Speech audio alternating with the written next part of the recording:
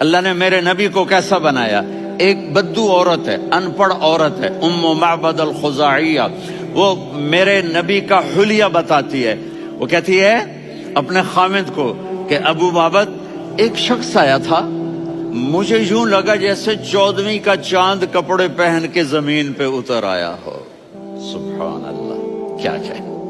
انتہائی خوبصورت، انتہائی حسین و جمیل، پیٹ نکلوا نہیں کہ بدصورت ہو جائے۔ کہا اتنا خوبصورت تھا کہ سر سے پاؤں تک حسن اس کا غلام تھا، خوبصورتی اس کی باندھی تھی، اور میں جدھر سے دیکھتی تھی مجھے حسن ہی حسن نظر آتا تھا، اور جب میں اس کے چہرے پر دیکھتی تو میری آنکھ نہیں بھرتی تھی، میرا جی چاہتا تھا میں دیکھتی جاؤں دیکھتی جاؤں دیکھتی جاؤں۔ تو اس کی آنکھیں بڑی موٹی، احور، ادعج، اشکل، انجل، ابرج، اہدب، یہ سب میرے نبی کی آنکھوں کی تعریف ہے۔ ان 5-6 الفاظ کا ایک مطلب ہے کہ اللہ نے کائنات میں ایسی حسین آنکھ کسی کی بنائی نہیں تھی۔ حسن و جمال آنکھوں میں، اور پلکیں بڑی لمبی، یہ عورتیں یہاں نکلی لگا لیتی ہیں نا لمبا لمبا کرنے کے لیے،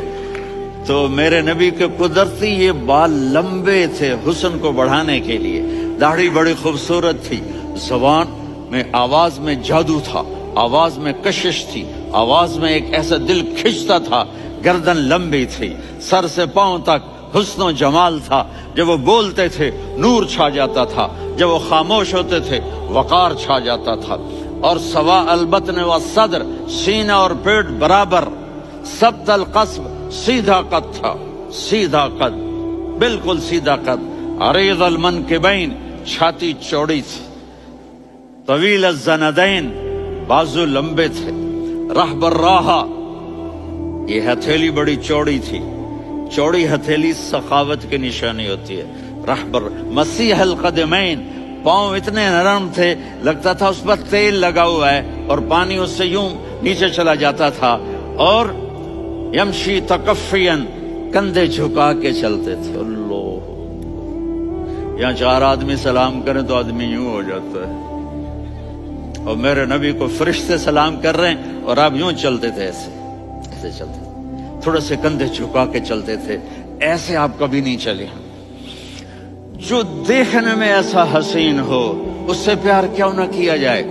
خاندان اونچا ہو تو آدمی اس کی قدر اور عظمت کرتا ہے۔ میرے نبی کا خاندان کیا ہے؟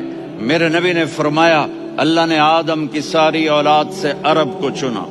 عرب کی ساری اولاد سے مضر کو چنا، مضر کی ساری اولاد سے قریش کو چنا، قریش کی ساری اولاد سے ہاشم کو چنا، اور ہاشم کی ساری اولاد سے اللہ نے مجھے چنا۔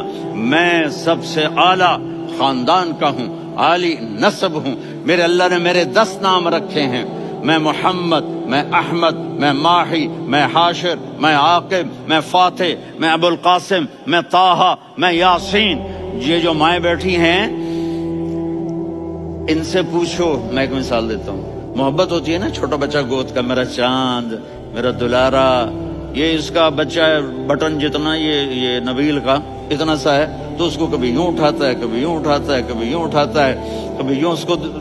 لوریاں دیتا ہے، میرا چاند، میرا کالا ٹٹ، میرا چاند، میرا چاند، میرا چاند۔ تو میرے رب کو اپنے حبیب سے محبت ہے تو صرف محمد نہیں کہتا، چونکہ محمد کہنے سے محبت کا فلو نکلتا نہیں، تو اللہ نے اپنی محبت کے فلو کو نکالا، میرا محمد، میرا احمد، میرا ماہی، میرا حاشر، میرا عاقب، میرا فاتح، میرا قاسم، میرا ابو القاسم، میرا طٰہٰ، میرا یاسین۔ یہ اللہ نے اپنے حبیب کے نام، اور پھر قرآن میں جاؤ، شاہد، مبشر، نذیر، داعی الی اللہ، سراج منیر، رؤوف، رحیم، عزیز، حریص، مزمل، مدثر، یہ اللہ نے پورے قرآن میں سارے نبیوں کا نام لیا، یا عیسیٰ، یا موسیٰ، یا یحییٰ، یا ابراہیم، یا نوح،